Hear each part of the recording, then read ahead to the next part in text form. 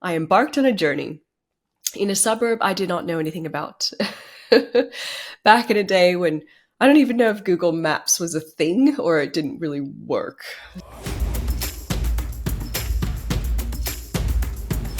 Hello, everyone. Welcome to episode 86. All right. So I was thinking the other day about years back, something that happened to me that I thought would be very timely, maybe for some of you. So I, at the time, was living in Sydney. I wasn't too long in Australia from the States. So I'd probably been living in Sydney, I don't know, for a couple of years. And I was working for a promoter who promoted events for speakers. And I was working at an event in Melbourne, which is another area in Australia. Now, here's the deal. My role was called the head of a director of crew, I think was my title. So I was a contractor for this promoter, director of crew. Reason why I had that role is because when I was working for Tony Robbins, for some of my roles, I would train the crew on site at the seminars. And when I say crew, any large seminar, especially in personal development or speakers, the team that's on site are oftentimes volunteers. Not all of them, but there'll be a specific amount that are volunteers that just show up to be back in the environment and to be part of the amazing energy of the event. So I had organized some of that for Tony Robbins. And then when I moved to Australia, this one promoter was like, oh, we're growing really quickly. We need volunteer crew and we need somebody that has experience in the space to help put together the program. Program being, applications, accepting people, putting them in all the different teams from sales to door guards, checking the lanyards, to customer service, to mic runners, to helping out with the speakers and backstage, to handouts in the room, whatever. There's a lot of different roles. But anyway, my role is to screen the applications and then actually put the applications together and the whole program, right? And then ultimately get it off the ground, screen the applications, put people in the right teams, have team leaders, and then on site at all the different events, train them. Now, that was an amazing role. And it's interesting how my role was the director of crew. So therefore, my job was to look after them and make sure that there were great systems and everything. So there I am in Melbourne, in Australia, and we're at an event. And I wanted to do something nice for the team. Now, I learned this actually from the other crew director I worked with in Tony Robbins. Lauren Slocum was her name at the time. And she basically would do these handwritten notes to the team, which I absolutely loved. She'd spend a great deal of time doing it, but really beautiful, attention to detail, private little notes to everybody, how she noticed them, showing up and doing amazing things at the event, etc.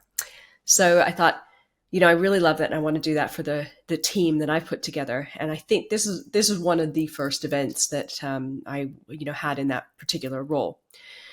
So instead of having somebody on the team, because I also had runners, right? So people that would pick up food and coffees for the team and the speakers, instead of having them go off and get some cards, because they're locals, by the way, and they knew the area, so they could easily just jump in their car and go off and get some cards that I could write in.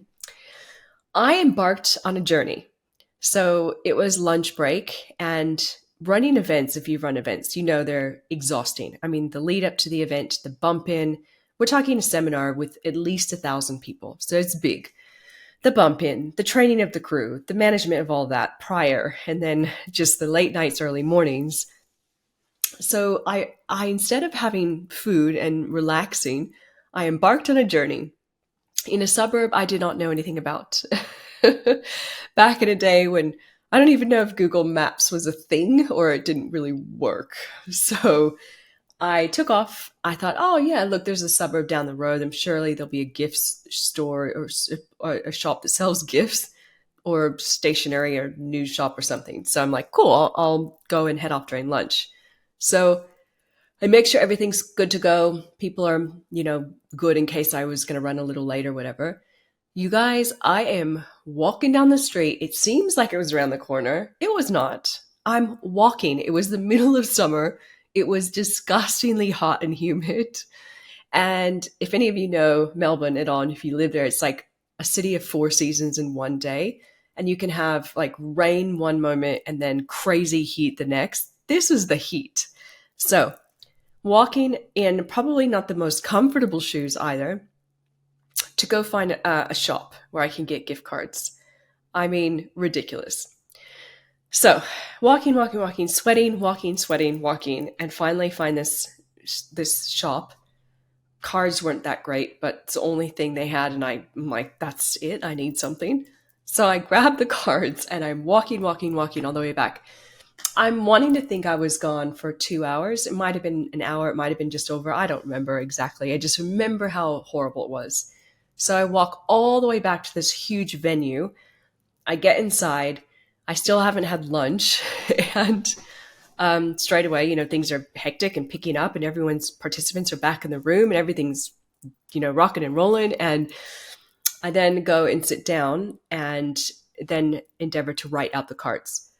Now that part I'm totally cool with. It makes sense because I knew every single person there. Yeah, I mean, I could have gotten somebody else to write them, I suppose, but I wanted that handwritten note specifically to how I noticed each of the team performing. So I then proceeded to, draw or write all the cards. And that part was lovely. However, why would I, as the boss, the crew director, managing a team where I needed to be rested and looked after to manage the team of volunteers, I might add. So they didn't even have huge buy-in to the mission or vision of the company. They needed to be really looked after. Why would I take it upon myself to go walking down the street in an area I was not familiar with to get cards? Crazy. So in that moment, I had this sort of revelation, I should say, not revolution as well, I suppose, but a revelation. And that was around delegation. Somehow I was able to delegate all the roles and the tasks that needed to happen on site at the venue. But when I needed this one little piece, I somehow didn't even think. It wasn't even wired into me to get somebody to go get the cards for me, a local who was already on the team whose job it was to be a runner, a gopher, and get things. So there's this weird mismatch moment for me.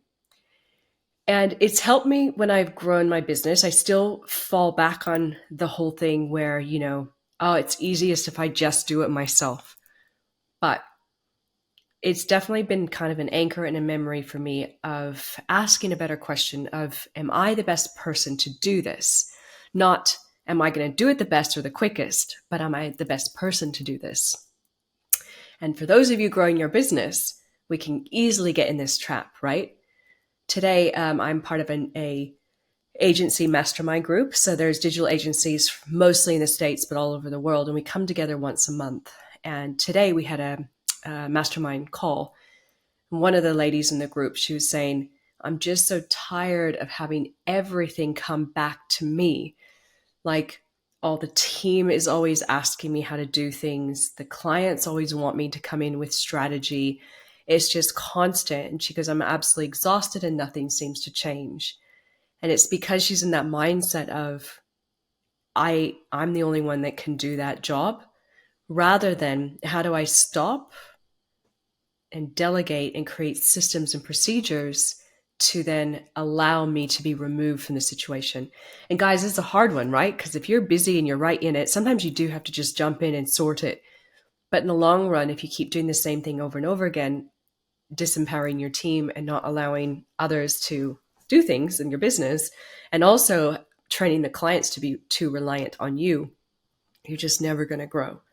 It's always going to come back to you needing to go out into the hot, steamy afternoon, walking in a suburb you don't know, picking up cards that you should never have been doing in the first place. Whereas your focus on writing the beautiful messages in the card is a perfect role for you to have, but not the going and the getting and the doing up until that point, right? So just remember that. Next time you are bombarded by customers or team, are you the best person to be saying yes to that particular thing coming in the door? Or can you create systems and get team support around it. All right, that's it for this one. I'll talk to you all soon. Bye-bye.